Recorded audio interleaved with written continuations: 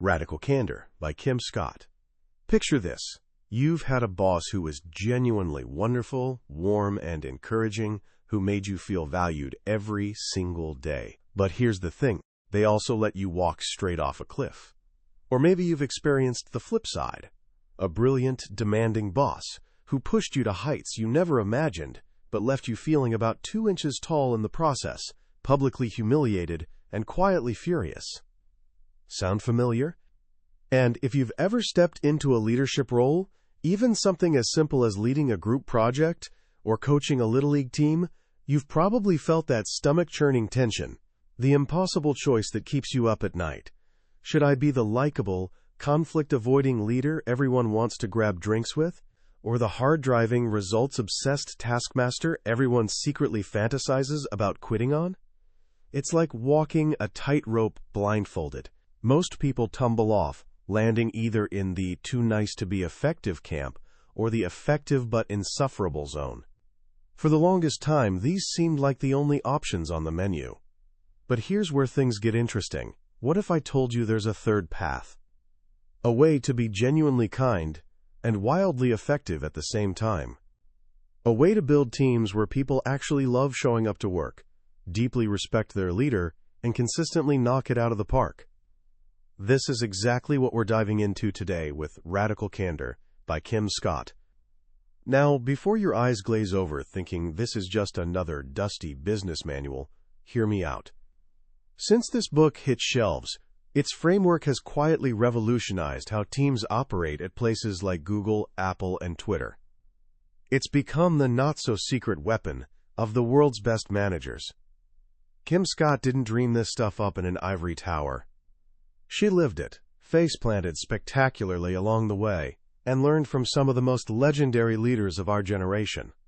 Today, we're going to unpack a deceptively simple framework that's transformed well-meaning but struggling managers into the kind of leaders people would follow through fire. By the time we're done, you'll understand how to give feedback that actually helps people grow instead of making them defensive, how to build teams that are both rock-solid and innovative, and most importantly, how to lead without checking your humanity at the door. This is about becoming what Scott calls a kick-ass boss without losing your soul in the process. The story of Radical Candor begins with Kim Scott's most spectacular professional failure, and it has a name, Bob. When Kim launched her own software company, she had a vision. She was determined to create the anti-corporate workplace, somewhere people would actually want to be. A place where support, happiness, and sanity weren't just buzzwords on motivational posters. And Bob seemed like living proof that her dream could work. Everyone adored him. He was funny, genuinely kind, the guy who'd drop everything to help a teammate. His resume was absolutely spotless, except for one tiny, devastating problem. His work was spectacularly, consistently terrible. Not just mediocre or rough around the edges, we're talking fundamentally awful. Shortly after Bob joined, Kim asked him to prepare an important document. When he handed it over, she was genuinely shocked. The text was a jumbled mess, barely coherent. And the worst part? She could see in his eyes, in the awkward way he passed it across the desk, that Bob knew exactly how bad it was. This was her moment. Kim was the founder. Her struggling startup couldn't afford deadweight. She knew she needed to address this head-on, right now. But as she sat there looking at Bob's anxious face, she completely froze. She imagined him tearing up. She pictured the rest of her team, who all loved Bob, watching her crush this sweet guy's spirit. Would they think she was some kind of corporate monster? So she chickened out. Instead, she heard herself saying words that made her stomach turn. "This is a great start, Bob. Let's polish it up together." Bob's face lit up with relief as he left her office. And in that single moment of cowardice disguised as kindness, Kim set a disaster in motion. She thought she was being compassionate. In reality, she was being catastrophically, destructively unclear. For 10 agonizing months, she repeated this same mistake on loop. She'd hint at problems, soften every criticism, or just quietly fix Bob's work herself, all while her frustration grew like a pressure cooker. She started avoiding him in the hallways. Her disappointment slowly curdled into resentment. She no longer just thought his work was subpar. She was beginning to think he was the problem. The rest of her team felt the shift too. They watched Kim accept terrible work and started questioning whether she could even tell the difference between excellence and mediocrity. Her top performers began staying late to clean up Bob's messes. Their own work started slipping. The team's energy and cohesion were crumbling, and she was the one holding the sledgehammer. Finally, with her team on the verge of implosion, she couldn't delay any longer. She invited Bob for coffee, and after several painful false starts, she fired him. They sat in crushing silence. Then Bob looked directly into her eyes and asked a question that would haunt her for years. "Why didn't you tell me?" Then came the follow-up that cut even deeper. "Why didn't anyone tell me? I thought you all cared about me."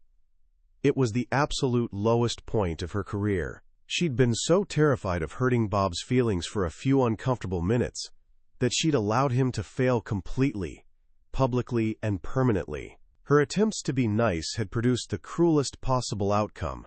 She hadn't just failed Bob, she'd failed her entire company. And not long after, that company closed its doors for good. This painful, expensive lesson became the forge where the idea of radical candor was hammered into shape. It was a masterclass paid for with failure, and it launched Kim on a mission to discover a better way to lead. That quest eventually brought her to Google, where she'd encounter a leader who would show her what that better way actually looked like. Sheryl Sandberg. Shortly after joining, Kim delivered a major presentation to Google's founders and CEO. The business she was running, AdSense, was absolutely crushing it. The numbers were phenomenal, and the meeting was a massive win. Walking out, riding high on adrenaline, Kim felt Sheryl's hand on her arm. "Can you walk back to my office?" Immediately, Kim's stomach dropped. She knew something was coming. Sheryl opened with praise, but this wasn't generic cheerleading. It was specific and genuine. She told Kim how her ability to argue multiple perspectives had built serious credibility. She called out exact moments where Kim had handled tough questions brilliantly. This wasn't empty flattery, it was real and detailed. But Kim knew there was more. "But," she prompted, bracing for impact. "You said, a lot," Sheryl said gently. "Were you aware of it?" Kim brushed it off immediately. "Yeah, I know. It's just a verbal tic." Seriously, who cared about a few ums when the business was skyrocketing? Sheryl offered to hire a speech coach. Google would cover it entirely. Again, Kim waved her hand dismissively. No, I'm good." Sheryl laughed, but then she stopped. She looked Kim square in the eye. "When you do that thing with your hand," she said calmly, "I feel like you're ignoring what I'm telling you. I can see I'm going to have to be more direct here. You are one of the smartest people I know, but saying, so much makes you sound stupid." The words landed like a punch. It stung, no question. But here's the thing. Because Sheryl had opened by showing she genuinely cared, because she'd offered specific praise and actual help, the sting wasn't an insult. It was a wake-up call, a gift wrapped in uncomfortable honesty. Kim instantly understood that Sheryl wasn't trying to wound her, she was trying to help her level up. She immediately took the speech coach, and within a few sessions, the problem vanished. This conversation, maybe 3 minutes total, was an absolute revelation. Sheryl had managed to do what Kim had catastrophically failed to do with Bob. She'd delivered crystal clear, direct, challenging feedback, but she'd done it from a foundation of genuine care. She hadn't worried about being liked, she'd worried about helping Kim succeed. This is the beating heart of radical candor. It's brilliantly simple, built on 2 fundamental axes. Picture a graph in your mind. The vertical axis represents care personally. The horizontal axis represents challenge directly. When you do both simultaneously, when you genuinely care about someone and you directly challenge them, you're operating in the zone of radical candor. This is exactly what Sheryl did. She demonstrated that she cared deeply about Kim as a person and about her career trajectory, and then she delivered unvarnished, direct truth. It was simultaneously kind and clear. But what happens when you mess up the balance? You tumble into one of three other significantly less effective zones. Let's start with the trap Kim fell into with Bob. This is when you care deeply about someone, but you completely fail to challenge them directly. You're so worried about hurting feelings that you withhold the truth they desperately need to hear. Scott calls this ruinous empathy, and it's the source of most management disasters. It feels warm and fuzzy in the moment, but it's ultimately destructive. You offer dishonest praise, you swallow criticism, and you watch people continue failing. Scott shares a brutal but perfect Russian saying, "It's like someone who loves his dog so much that when he has to amputate its tail, he cuts it off 1 inch at a time to spare the dog's pain." The desire to be nice just prolongs the agony. Now, flip to the opposite extreme. This is when you challenge directly, but forget to show you care personally at all. This is obnoxious aggression. This is your classic jerk boss, the person whose feedback feels like getting slapped. They might get short-term results, but they leave a trail of wounded, resentful people behind them. Think of the boss who screams, humiliates people in meetings, or delivers backhanded compliments, like poisoned candy. Here's the twist. Scott argues this is actually the second-best zone to operate in. Why? Because at least it's clear. People know exactly where they stand. It's unpleasant and demoralizing, but it's honest. It's better than being left confused and failing in the dark because of ruinous empathy. Finally, there's the absolute worst zone of all. This is when you neither care personally nor challenge directly. This is manipulative insincerity. This is workplace politics at its most toxic. Backstabbing behavior, fake praise, and criticism whispered behind closed doors. People operating here care more about being liked or gaining political advantage than about telling the truth. It's the most poisonous behavior possible, and it destroys teams from the inside out. Steve Jobs once confronted his top designer, Jony Ive, about why he wasn't being more direct with his team. Jony replied, "Because I care about the team."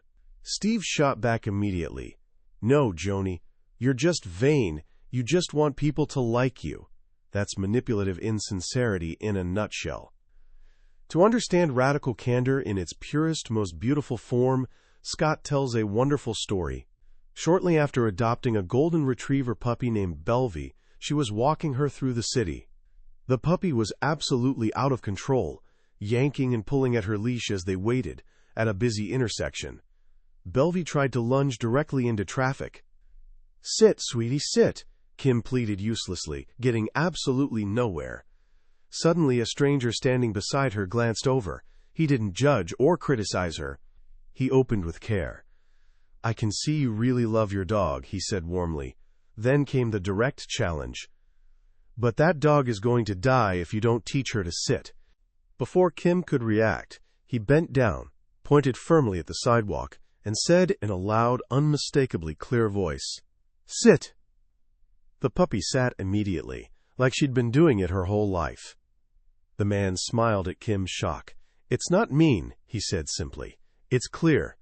The light changed, and he walked away, leaving her with possibly the most profound management lesson of her entire career. It's not mean, it's clear. That's the mantra of radical candor. It's about having the courage to say what needs to be said because you care about someone enough to want them to actually succeed, not just to feel temporarily comfortable. So how do you actually put this into practice in real life? It starts with something that feels totally backwards. Before you start handing out feedback left and right, you have to prove you can take it yourself. The first step in building a culture of radical candor is asking for criticism, not giving it. This is genuinely hard. When you're the boss, or the team leader, or the person with authority, people are absolutely terrified of criticizing you.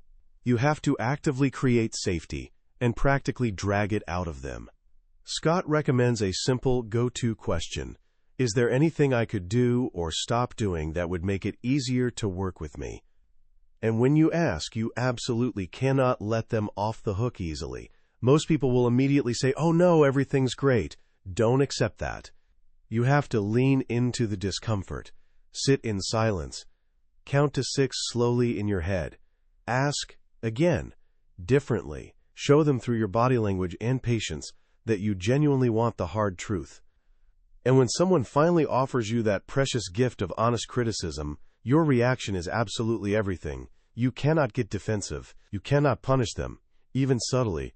You have to listen with the intent to genuinely understand, not to immediately respond or explain. And then, critically, you must reward their candor. If you agree with the feedback, make a visible change they can see.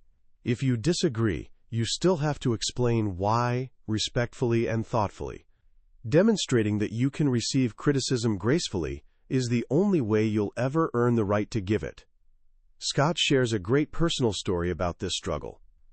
A colleague named Russ told her she had a bad habit of constantly interrupting him. She knew he was right, but she also knew it was a deeply ingrained habit that would be hard to break.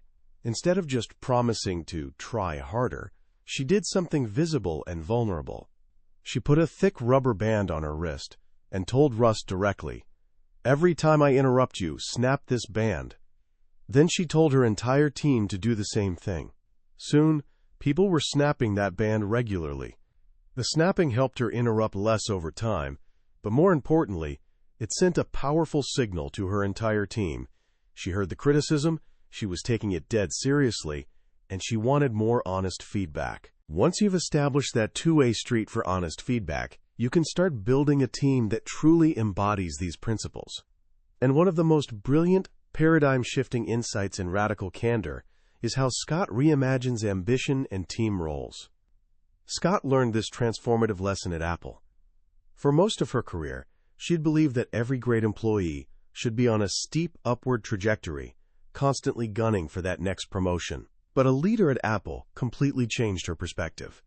This leader explained that every truly great team needs two distinct types of high performers: rock stars and superstars. Superstars are people on a steep growth trajectory. They're change agents, absolutely brimming with ambition and energy, and they need constant new challenges and opportunities. They're the engine of your team's growth and innovation. If they're doing the exact same job a year from now, they'll get bored, frustrated, and they'll leave. But rock stars are equally important and often undervalued. Rock stars are on a more gradual growth trajectory. They're your forces for stability. Think of them not as Bruce Springsteen on stage, but as the Rock of Gibraltar, solid and unshakable. They've found their groove, they genuinely love their craft, and they're world-class at what they do. They don't want your job or their boss's job. Pushing them toward a promotion they don't want is the absolute fastest way to either lose them or make them miserable. Your job as a leader isn't to push everyone relentlessly upward.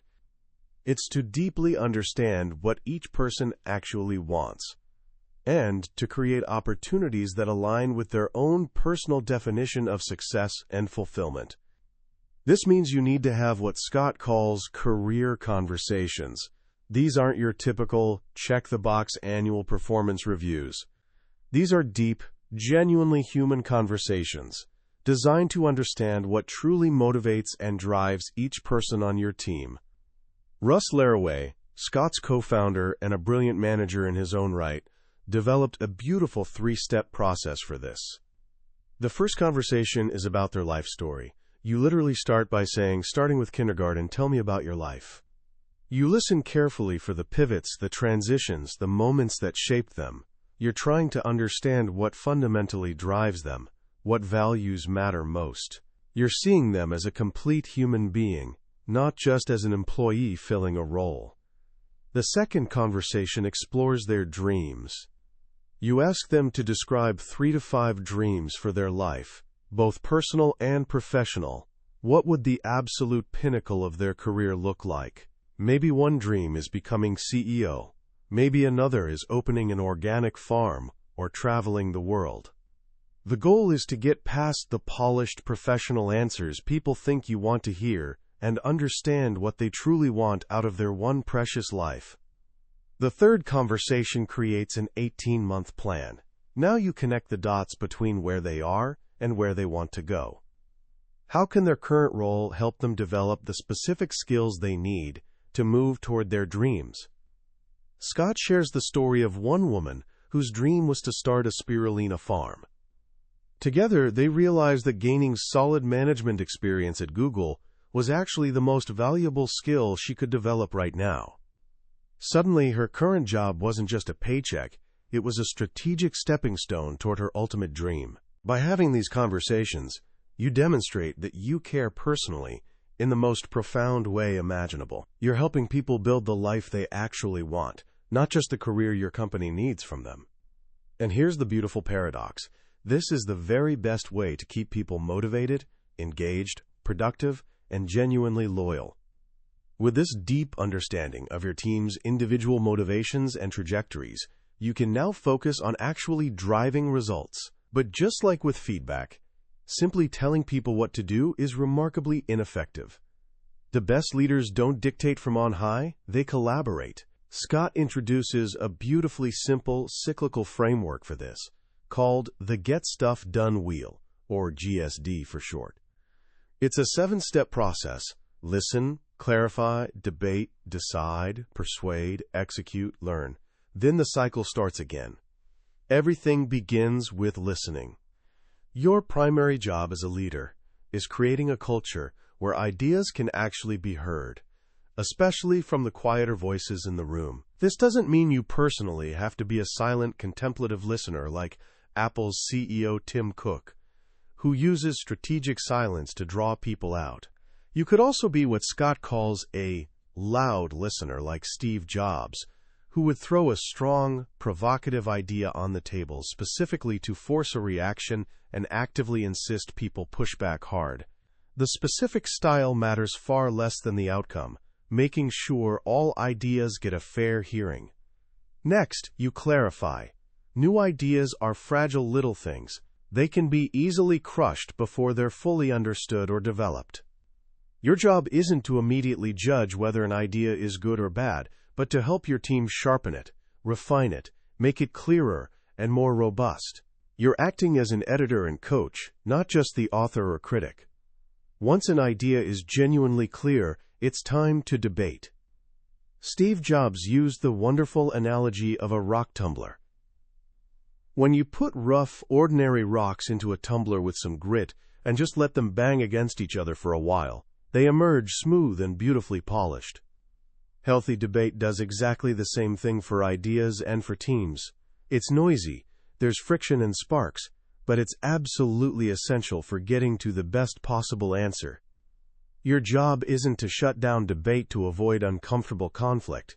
It's to turn on the rock tumbler and make sure the process remains safe, respectful, and genuinely productive.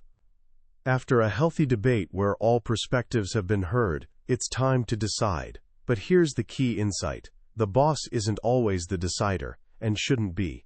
The very best decisions are made by pushing decision-making authority toward the facts and the people closest to those facts. This means empowering the people who actually have the most relevant information to make the call whenever it's possible and appropriate. As the leader, your role is often to create a clear, fair decision-making process, not to personally make every single decision. Once a decision has been made, you must persuade. Not everyone was in the debate or the decision meeting. You can't just announce a decision and expect everyone to immediately fall in line enthusiastically. You have to bring them along on the journey. This involves appealing not just to cold logic, but also to emotion and to your own credibility.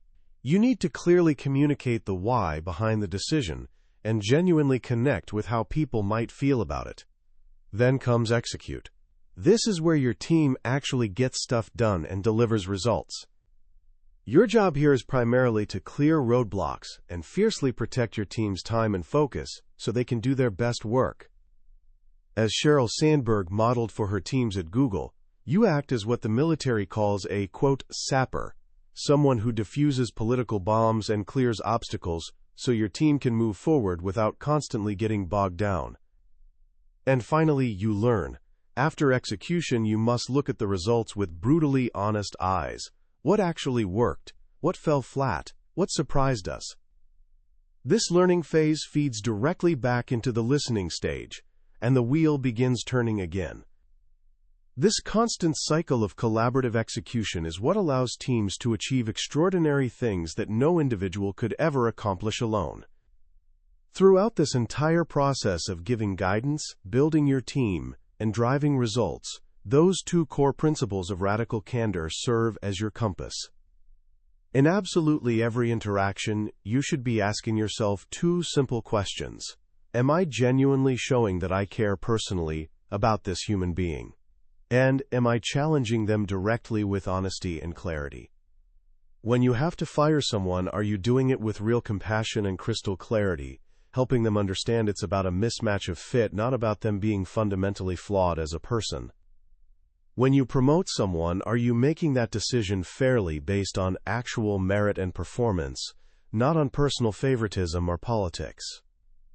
When you're running a meeting, are you actively creating a space where people feel genuinely safe to listen deeply, debate vigorously, and disagree respectfully? It all comes back to that elegantly simple 2x2 grid. It's a practical tool for navigating the messy, complicated, deeply human world of working with other people. It's not about achieving perfection, which is impossible. It's about being conscious and intentional, being courageously honest, and above all, remaining genuinely, vulnerably human. What makes radical candor so genuinely powerful, and why has it resonated so deeply with hundreds of thousands of people across industries and cultures? I believe it's because it gives language and structure to a fundamental human dilemma we all wrestle with constantly, not just at work but throughout our entire lives. It solves the ancient paradox of being simultaneously kind and effective. For far too long we've been taught a completely false choice, that to be strong and get results you must be hard and cold, and that to be kind and caring you must be soft and avoid difficult conversations. Kim Scott brilliantly dismantles this toxic myth. She demonstrates with story after story that the single kindest thing you can do for another human being is to tell them the honest truth they need to hear.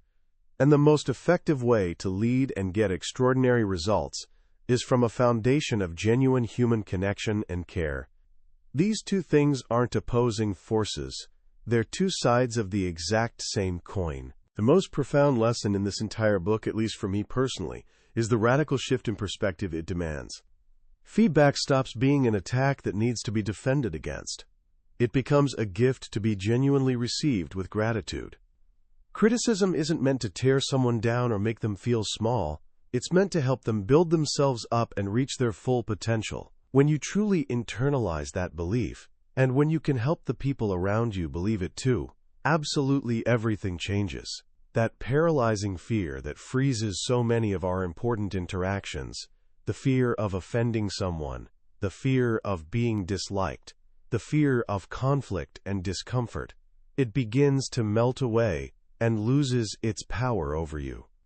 And the brilliant distinction between rock stars and superstars is an absolute game changer for how we think about teams and careers. In a world completely obsessed with relentless, always upward-only ambition and constant climbing, this framework gives us genuine permission to value stability, deep mastery, and contentment. It recognizes that a healthy, high-performing team, much like a healthy, natural ecosystem, needs both the fast-growing young trees reaching aggressively for the sunlight and the ancient, deep-rooted ones that hold the entire forest together through storms. It's a more humane, more sustainable, and ultimately far more effective way to think about talent and team building.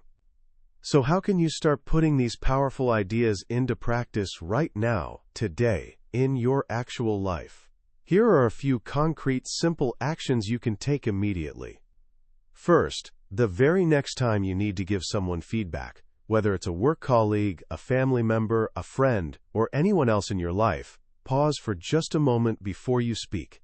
Before a single word leaves your mouth, ask yourself this one question: how can I first show this person that I genuinely care about them personally?